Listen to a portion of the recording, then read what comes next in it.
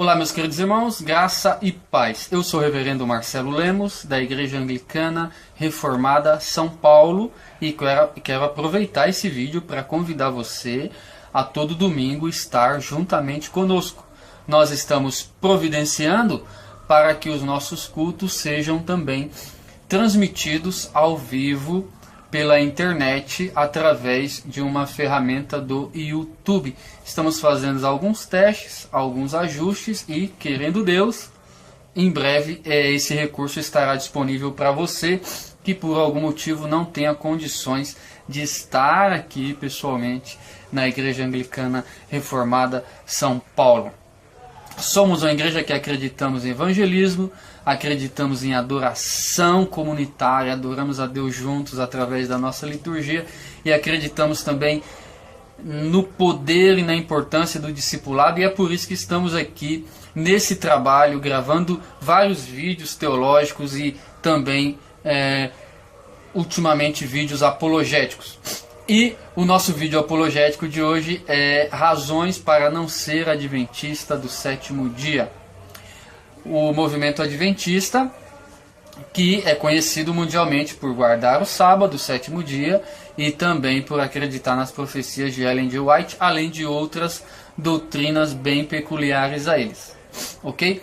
Bom, vamos lá, vamos apresentar as razões pelas quais nós não podemos ter comunhão com o pessoal que confessa a fé adventista. Para começar, eu quero que você volte comigo até uma noite de 22 de outubro de 1844. Próximo àquele ano, um homem chamado Guilherme Miller, que era até então ministro batista, esse camarada se desvia da sua tradição batista, da sua confissão de fé batista, e baseado em alguns cálculos que ele fez nas profecias do Antigo Testamento, especialmente Daniel, ele marca para 22 de outubro de 1844 o retorno do Senhor Jesus Cristo. Então, naquela data, ele já tinha milhares de seguidores, e então aquelas pessoas naquele dia estavam ansiosamente aguardando a volta visível na terra do Senhor Jesus Cristo. Você imagina saindo de casa com a sua noiva, com a sua namorada, com seu pai, com sua mãe, com sua família, ou sozinho só para, sei lá, fumar um charuto, fumar um cachimbo, lá em 1844, e de repente você olha e seu vizinho tá em cima do telhado aguardando alguma coisa, olhando ansiosamente para as estrelas, como quem aguarda alguma coisa. E na casa da frente também, aqui 2 quarteirões também. E parece que aquele pessoal está aguardando alguma coisa. E realmente estava aguardando alguém, estava aguardando algo que era a volta do Senhor Jesus Cristo. Porém, isso não aconteceu. Aquelas pessoas todas tiveram uma grande decepção, um grande desapontamento. Essa expressão, grande desapontamento, depois vai ser usado pela própria fundadora da Igreja Adventista do Sétimo Dia, que é a senhora Ellen G. White. Então aquelas pessoas todas se decepcionaram, e a maioria delas retornou para suas igrejas de origem. Quem era metodista voltou para metodista, batista, anglicana, episcopal nos Estados Unidos, enfim. Arrependeram do seu pecado, da sua tolice, da sua apostasia, e retornou. O próprio Guilherme Miller vai voltar para a própria Igreja Batista, se eu não me engano. Ele se arrepende e ele retorna para a sua antiga confissão. Só que o grupo em si, os milleristas em si, permaneceu com várias pessoas. Aquele grande desapontamento, aquela grande decepção, não foi o suficiente para colocar um fim definitivo naquele grupo. O grupo acabou sobrevivendo e, evidentemente, precisou desenvolver novas lideranças, e o nome mais importante dessa nova liderança é a profetisa Ellen G. White. Para começo de conversa, Ellen G. White vai reinterpretar as profecias, a interpretação de Guilherme Miller. Através do seu dom profético, ela vai convencer as pessoas de que os cálculos feitos por aquele camarada estavam corretos. Só que ele não havia recebido do Senhor luz suficiente para compreender que o retorno de Cristo não seria na terra, mas seria a entrada do Senhor Jesus Cristo no santuário celestial. Então ali você começa, primeiro você tem a doutrina do grande desapontamento, ou seja, Jesus Cristo voltou, mas não foi na terra, foi no céu. Então o povo de Deus na terra foi desapontado, e no livro O Grande Conflito, Ellen G. White vai justificar dizendo que foi a vontade de Deus. Deus quis aquilo, quis dar aquela prova para provar, quis dar aquela provação para provar a fé de quem estava realmente esperando pelo Senhor, etc, etc. E vai dar início aí também a uma outra heresia adventista, que é a heresia do juízo investigativo. Mas aqui eu quero dizer para vocês que eu encontro o meu primeiro motivo para não ser adventista do sétimo dia. É um movimento que nasceu de uma falsa profecia.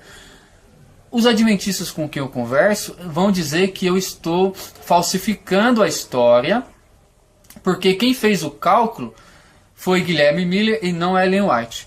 Isso é verdade. No entanto, essa teoria que eu estou dizendo para vocês, que é teoria oficial do adventismo até hoje, ela sobreviveu, ela foi inculcada na mente de quem permaneceu no erro. Por quê? Porque Ellen White advogava para si o status de profetisa do povo remanescente, né? Ela que segundo ela tinha esse poder, essa responsabilidade de guiar, de orientar o povo de Deus. Então, por mais que tenha sido o cálculo de outra pessoa, por mais que o erro inicial foi de outra pessoa, foi a profecia da senhora White que inculcou, quem tornou essa heresia uma doutrina oficial da Igreja Adventista do sétimo dia. Bom, esse erro, esse fundamento da fé adventista, que é um erro, uma falsa profecia, é o meu primeiro motivo para não ser adventista do sétimo dia. Mas não é só isso. A segunda objeção que eu tenho é a respeito do próprio lugar da senhora White no adventismo do sétimo dia. Você vai encontrar hoje vários adventistas na internet, no seu site, na sua TV, que é a TV Novo Tempo, que aliás é uma TV muito bem produzida, de vez em quando eu assisto. Mas você vai observar o lugar de Ellen White hoje da seguinte forma: Ellen White foi uma escritora, ela tem o dom de profecia, ela teve grande iluminação do Senhor e tal. No entanto, eles vão alegar que as suas profecias, as suas doutrinas não vieram de Ellen White, e que se o Ellen White não tivesse existido, os adventistas acreditariam nas mesmas coisas que eles acreditam hoje. Isso, historicamente falando, é uma grande mentira que os adventistas atuais tentam contar pra gente. Você pode entrar no meu site, que é o Olhar Reformado, e lá tem um artigo chamado Adventismo na Mira, onde eu analiso o lugar de Ellen White e declarações da própria senhora White a respeito do seu ministério profético. Tá certo? Outro dia um adventista falou para mim assim: Marcelo, você como calvinista, por exemplo, você tem um grande apreço pela teologia de Calvino, você tem um grande apreço pelos ensinamentos dele, e a mesma coisa acontece conosco em relação a Ellen White. Essa comparação é uma comparação completamente desproporcional e desonesta também, porque Calvino não alegava para si o status de profeta, e nem nós vemos nele como um profeta. Para mim, Calvino é um teólogo falho como qualquer outro. Muita coisa em Calvino eu aceito e muita coisa em Calvino eu rejeito. E eu não preciso confessar minha fé em nenhum dom de Calvino. Eu posso, com toda liberdade, questionar qualquer doutrina que Calvino apresentou, e eu não vou deixar de ser menos evangélico ou menos reformado por causa disso. A comparação que eles tentam fazer é completamente absurda, desproporcional, sem pé nem cabeça, e por isso mesmo absolutamente desonesta. Além disso, você pode pegar os próprios documentos da igreja Adventista do Sétimo Dia para ver o lugar real que a Igreja Adventista dá para Ellen White, ou pelo menos o quanto ela mesma afirmava sobre si. Por exemplo, eu peguei aqui uma declaração de Ellen White. Olha o que ela declara, e eu vou colocar aí uma imagem do Adventismo e dos pioneiros adventistas para você ir acompanhando enquanto eu leio aqui. Diz Ellen White: muitos de nosso povo não reconhecem quão firmemente foram lançados os alicerces de nossa fé.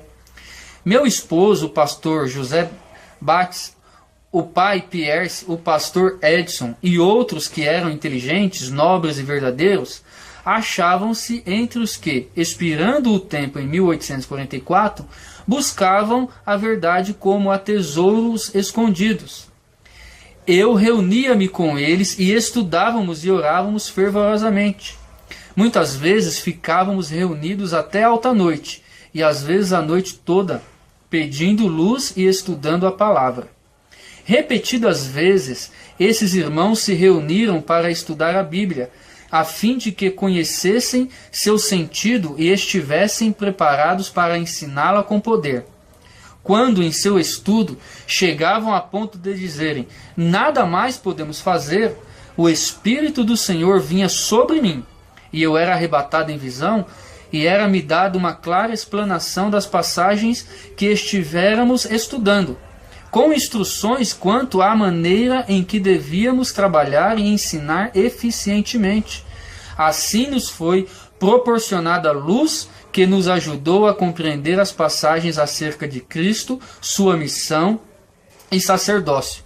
Foi-me tornada clara uma cadeia de verdades que se estendia daquele tempo ao tempo em que entraremos na cidade de Deus, e transmiti aos outros as instruções que o Senhor me dera. Essa declaração é feita pela própria senhora Ellen G. White, no livro Mensagens Escolhidas, volume 1, páginas 206 a 207. Então observa que, ao contrário do que os adventistas querem nos dizer hoje, a sua própria profetisa ensina, ela conta para nós o que aconteceu, e eu creio que ela não mente para nós. Ela conta que eles, desesperados para entender o que tinha acontecido, e não sabiam o que fazer, o que explicar, como justificar aquele grande desapontamento, e talvez envergonhados não queriam voltar para suas igrejas de origem e falar: olha, eu errei. O próprio Miller já tinha feito isso, mas eles, por algum motivo, não quiseram fazer a mesma coisa, e eles passavam a noite estudando, orando, e você sente o desespero dos caras aqui. E tinham até a atitude certa de orar, de estudar a Bíblia, etc. Mas não conseguiam entender porque achavam que o cálculo do Miller estava certo. E era um grande desapontamento, era um desespero profundo e sincero. Então ela diz que o pessoal falava: não sabemos mais o que fazer, não temos resposta, não encontramos resposta na Bíblia. O nosso estudo não nos deu resposta. Então, de repente, o que acontece? O Espírito Santo descia sobre Ellen White, iluminava ela ia para o céu, ou ia para uma visão, e então o Senhor explicava para ela o que era a verdade. E ela voltava e contava para as pessoas. As pessoas, acreditando no dom que ela tinha, aceitavam. Tá certo? Então, e ela usa isso contra pessoas. Essa declaração dela, ela é feita, é escrita contra algumas pessoas que anos depois começam a questionar a doutrina adventista. E ela fala assim: peraí, deixa eu contar para vocês. Deixa eu contar para vocês como é que foi. Vocês estão pensando que foi só um estudo teológico? Vocês estão pensando que foi teorias humanas? Não foi, não. Quando os homens não conseguiam mais achar uma resposta, o próprio Espírito Santo vinha sobre mim, e esse é o elo, essa é a cadeia, a corrente da verdade que une, que fundamenta a nossa fé. Então, depois você entra no site, lê o artigo completo. Eu ainda estou esperando alguém para refutar o que está lá, e não acredito que apareça, ok? Mas por mais que os meus amigos adventistas insistam em negar que a sua doutrina, a base da sua fé, é baseada na profecia de alguém, é uma revelação extra-bíblica, além das Escrituras, fora das Escrituras, completamente apócrifa, não é isso que a sua própria história autorizada, tem para nos contar. E esse é o segundo motivo que me leva a rejeitar completamente a Igreja Adventista do Sétimo Dia como sendo uma igreja realmente cristã. Não que seja impossível encontrar cristãos lá, não que cristãos não possam existir, não que pessoas não possam ser salvas lá, certo? Mas a instituição, a pessoa que realmente acredita nessa instituição, acredita nas doutrinas dessa instituição, está muito, mas muito, muito distante mesmo da salvação. E por isso nós estamos apresentando aqui as razões que nos fazem estar afastado deles. Agora, tem algo ainda mais terrível para mim, na minha visão, dentro do Adventismo, que é a ideia do juízo investigativo. É uma outra doutrina basilar do Adventismo do Sétimo Dia. A gente poderia falar sobre o sábado, a mortalidade da alma, o sono após a morte, o aniquilacionismo eterno. Poderíamos falar de várias coisas, mas eu gostaria de frisar com vocês um pouquinho a questão do juízo investigativo. A interpretação original era que em 1844 Jesus Cristo voltaria para a Terra. Ele não voltou, a gente sabe disso. Mas ele voltou, diz o Adventismo. Voltou. Só que não foi para a Terra, foi para o santuário celestial. Mas o que ele foi fazer nesse santuário celestial? A teoria adventista é o seguinte: Jesus Cristo foi para esse santuário completar o seu trabalho de expiação. Então Cristo está lá ainda espiando os pecados da humanidade. Compreende como isso é uma doutrina forte e terrível.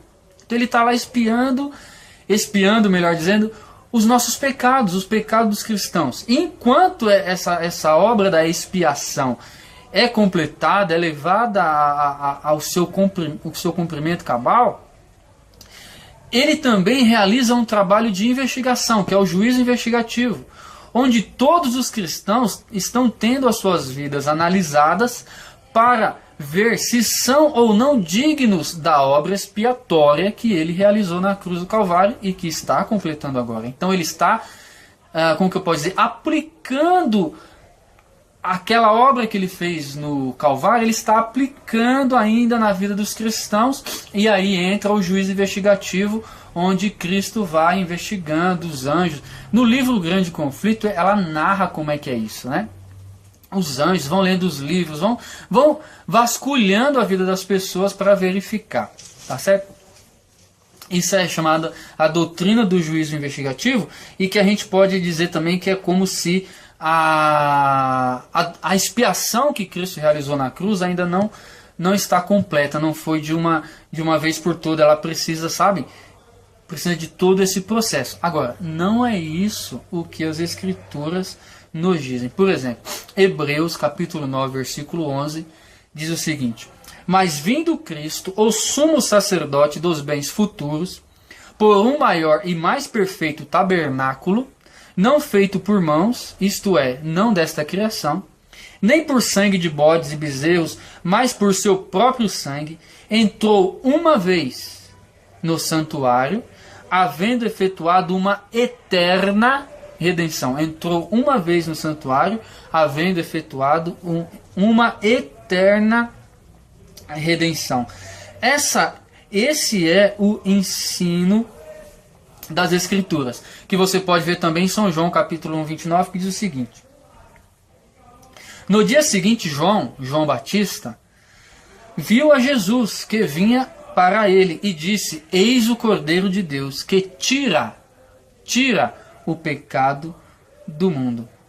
E 1 Coríntios 5, 7: limpai-vos, pois, do fermento velho, para que sejais uma nova massa, assim como estáis sem fermento, porque Cristo, nossa Páscoa, foi sacrificado por nós. Hebreus, voltando a Hebreus 7, 27, diz assim: que não necessitaste, como sumos sacerdotes, de oferecer a cada dia sacrifícios, primeiramente por seus pecados e depois pelo povo, porque isto fez ele uma vez, oferecendo-se a si mesmo. Imagina o absurdo de você ler uma coisa dessa, inspirada por Deus, e um camarada dizer para você que em 1844 Jesus Cristo entrou no santuário para realizar a expiação, para completar a expiação. Os apóstolos estão escrevendo isso aqui há 2000 anos, dizendo que ele já fez, já está completo, já está consumado, o pecado do mundo foi tirado. Cristo é a nossa Páscoa. Ele fez uma vez por todas, não era no futuro, vai fazer, vai começar a fazer, ou não que vai começar a fazer, mas vai completar, não. Foi feito, está plenamente, absolutamente consumado. Olha, esses são, na minha opinião, os principais motivos, os motivos mais chocantes para mim na Igreja Adventista do Sétimo Dia. A gente poderia falar de outros, como eu já disse, mas isso para mim é o principal, é o que mais pega, é o mais difícil de engolir na doutrina adventista do Sétimo Dia. Com todo amor, com todo respeito, eu digo a todos os adventistas que precisam sair desse movimento, precisam abraçar a verdadeira fé contida nos credos históricos da Igreja Cristã. Jesus Cristo realizou uma expiação perfeita e completa, e está completa desde o dia que ele morreu na cruz do Calvário por mim e por vocês. Paz e bem, um forte abraço e até o nosso próximo vídeo.